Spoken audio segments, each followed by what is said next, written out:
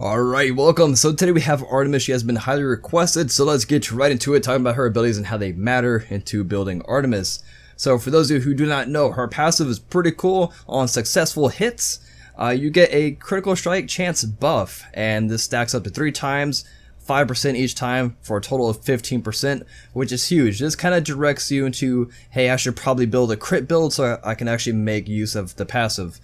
So that's pretty cool, as well as her 2 Vengeful Assaults. It's her steroid, and man, it is crazy, up to 80% attack speed. That is huge. That also kind of lets you know, hey, I probably should not build it any more than probably 2 attack speed items, 3 at most, because you don't want to make an attack speed stat useless. So if you're going into like Ninja Tabby, into Ikevol, into Aussie, into Shinsai's, you have way too much attack speed, and once you pop your 2, that attack speed is just useless. So kind of manage that.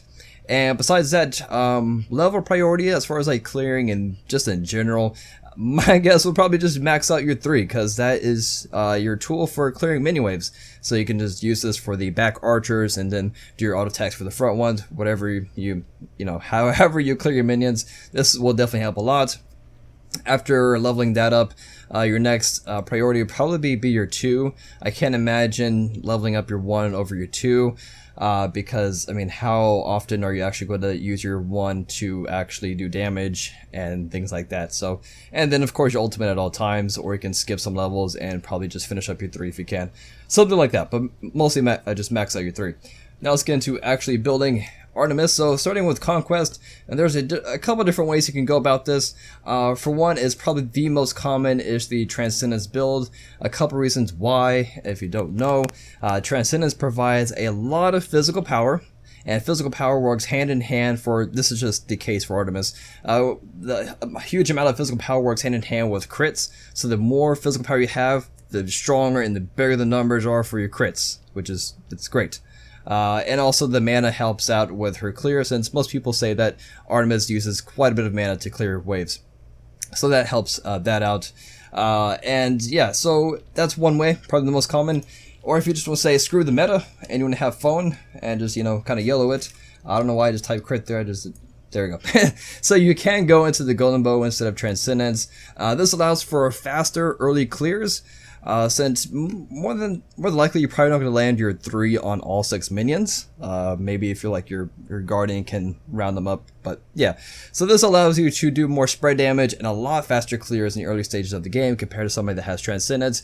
Yes, you lack a huge amount of physical power, and the guy that has Transcendence and you have Golden Bow, you're going to be a full item behind on physical power, which that's a drawback of Golden Bow. But this just allows for early movement speed, and with your built-in crit with your passive 15% with another 10% on Golden Bow, this allows you to crit the entire wave with the Golden Bow proc on the passive. So just kind of how to demonstrate that in case if I don't really make sense.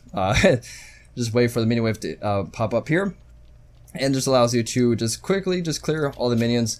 Those yellow numbers is the Golden Bow proc. As you can see, as I crit, so does the proc on it. So that's how that looks like. So if you want to have fun and spice up your life, you can go into that. If not, you probably just want to go to the Transcendence. So yeah, as you saw, Golden Bow is 35 physical power on the bottom left here. Going to Transcendence, of course I'm level 20, and 71 physical power. That's insane, that's without stacks, but that is level 20. So yeah, just go in the Transcendence. Moving on to boots, you definitely want to go with the Warrior Tabby boots, looking for, again, more power. We get our attack speed later on, no need for Ninja Tabby boots. Next, most Hunter builds, you probably see the Ikevol paired with the Aussie back-to-back. The order is up to you. But in the case of, normally you go into Shinsai's or Kinsai's right after these 2 items. That's a lot of attack speed, and you don't want to make an attack speed a useless stat. So, and you also want to get your crit items faster. So I'll probably just go into Aussie, because Hunters definitely need a lifesteal item, and Aussie also provides a flat 15 physical penetration, which is pretty good for the early stages of the game.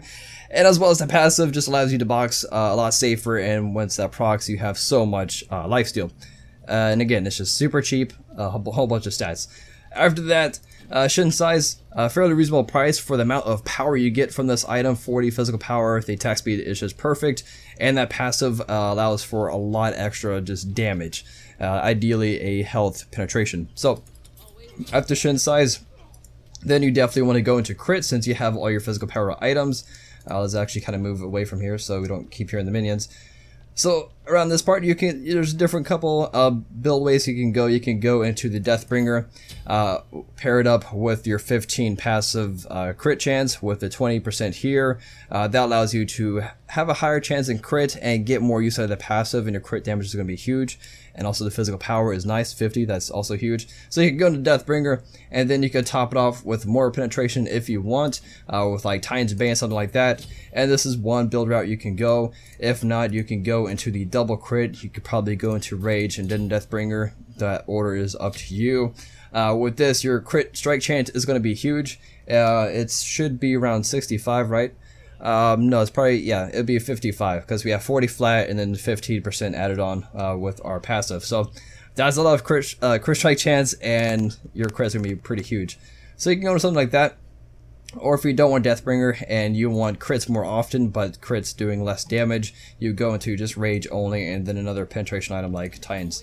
So basically have crit in your build, and also have penetration, just the basics. So that's pretty much that. There's nothing more to talk about. As far as like builds for other game modes like Arena, you pretty much just go into the same thing, just Transcendence and then move on, or Golden Bow. No, probably not Golden Bow because you're going to have mages with you just clearing the minions. So probably not Golden Bow, but just go into Transcendence. If not, if you don't want to do the whole Transcendence stacking thing, you would just go into like Boots, and then the rest of the items that I just talked about, like, I don't know, like go into Aussie, Shen Size, and then go into your double crit, and then like penetration. Or if you don't want penetration and you want to have Taste of Mentality, you can do something like this. Again, you probably want to be capping, you definitely will be capping out your attack speed once you pop your 2, and the attack speed cap is 2.5 for those who don't know. So yeah, that's pretty much that. Hopefully it was helpful and get an idea on what to build for your Artemis. And yeah, I'll see you guys next time. Peace.